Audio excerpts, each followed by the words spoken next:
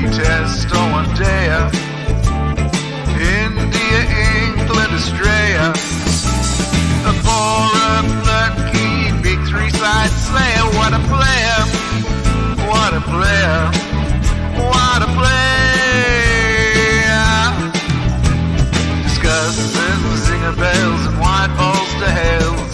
Bagging greens for long from New South Wales. Is the IPL heaven or hell?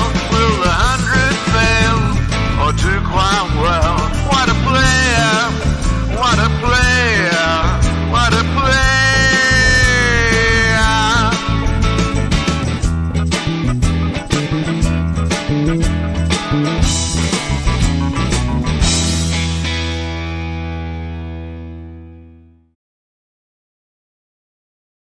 Choices, but once you know that the main auction is coming up, I'll definitely focus on building a nice core top 7 to allow likes of KL Rahul to play more freely.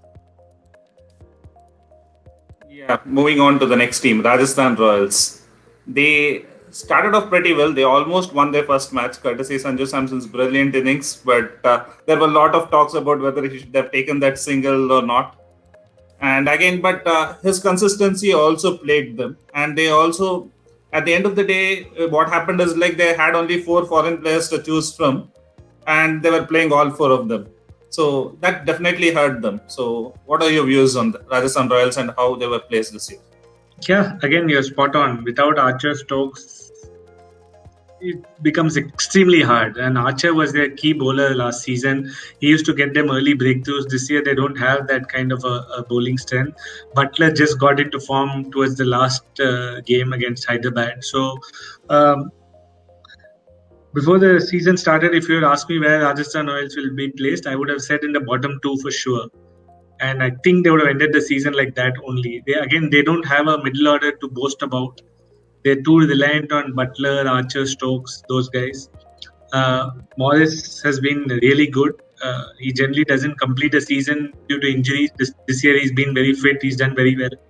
So yeah, basically relying on Morris and Butler to win you matches. And Butler won you 1 game, Morris won you 1 game. You have to win 7 games. So maybe Sanju didn't win that 1 game which he had to. Maybe he would have won 1 more game.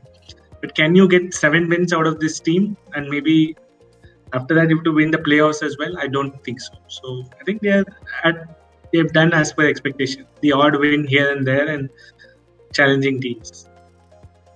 So what do you think is plaguing Sanju Samson? He plays that breathtaking innings one day, and afterwards he seems to be dropping off. Even this is the season for this is like happening every season with him. Even if you see last year, he did well in the first 2 matches in Sharjah, and he faded off. And towards the end of the season, he picked up and scored a couple of 50s again. So consistency has always been a problem with him. What do you think?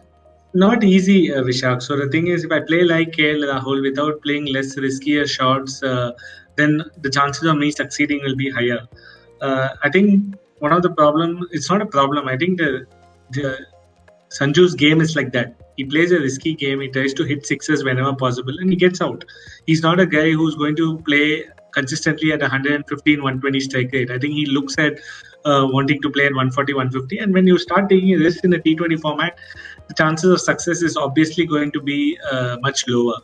So, which is why that inconsistency, because he's playing for a team like Rajasthan, all these things stand out. Because he becomes the most important player, right? One of the top 2 important players. If Sanju Samson was playing for RCB at number 3, you wouldn't really see this kind of problem because he'll win you 2 games in a season and he might be inconsistent otherwise.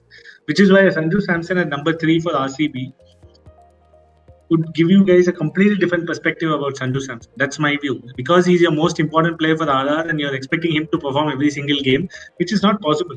Very rarely teams do perform like that. A season like what Faf is having, for example, for Chennai, is what you expect from Sanju Samson from Rajasthan Royals. But Faf is not even your most important player for Chennai. But that's maybe why he's playing so well. Right? Teams don't plan, teams don't think so much for Faf du Plessis. Whereas for Sanju Samson, people will plan a lot. They know that if they get rid of Sanju, Rajasthan have lost their backbone. So these things matter. And that's why I feel that Sanju Samson is still, he may be playing for the wrong team.